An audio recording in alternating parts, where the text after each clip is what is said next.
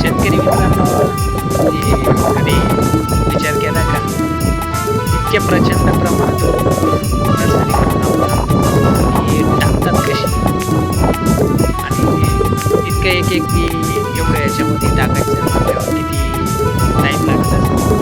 तर त्याच्यासाठी आता मशिनरी उपलब्ध आहे आणि कशी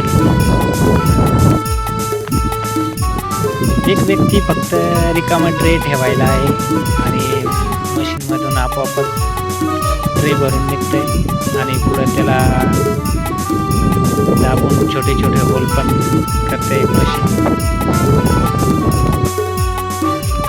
आणि चुकून जर राहत असेल एखाद्या बेबी मोठी असेल तर काही सॉर्टिंग करून 2-4 माणसं त्यासाठी त्याचे टोकन करून घेतात.